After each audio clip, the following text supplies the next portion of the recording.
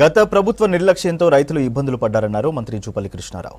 నాగర్ కర్నూలు జిల్లా మహాత్మా గాంధీ కల్వకుర్తి ఎత్తిపోతల పథకాన్ని ఎమ్మెల్యేలు రాజేష్ రెడ్డి, మేఘారెడ్డి, కసిరెడ్డి నారాయణ రెడ్డితో కలిసి పరిశీలించారు. లిఫ్ట్ మోటార్లు ఆన్ చేసి నీటిని విడుదల చేశారు. ప్రజా ప్రభుత్వంలో రైతులకు అన్ని విధాలుగా న్యాయం చేకూరుతోందన్నారు మంత్రి జూపల్లి.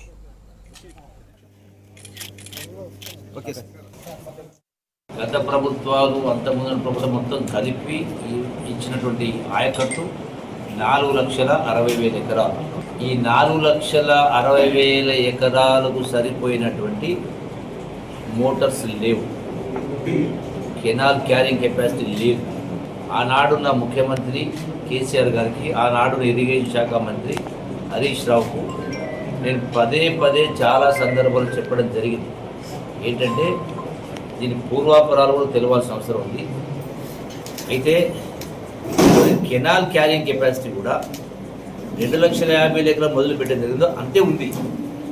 నేను గతంలో టీఆర్ ప్రభుత్వ మంత్రి ఉన్నప్పుడు కూడా ఆనాటి మంత్రి హరీష్ రావుకు పదే పదే కూడా చెప్పడం జరిగింది. ఈ కెనాల్ క్యారింగ్ కెపాసిటీ పెంచాలి, ఎల్లూరు నుంచి సింగూడం దాకా అంత ముందు కూడా పెంచాల్సిన అవసరం ఉంది. స్ట్రక్చర్ చేస్తామని చెప్పిన ఎన్నిసార్లు చెప్పినా చేయలేదు. దాంతోపాటుగా రిజర్వాయర్స్ కన్స్ట్రక్ట్ చేయాలని కూడా చేయలేదు.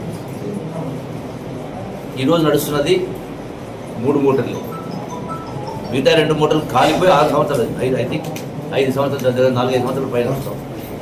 2 అంటే ఉన్న 5 మోటార్లు 2 మోటార్లు కాలిపోయి సుమారుగా 4 సంవత్సరాలు అవుతాం.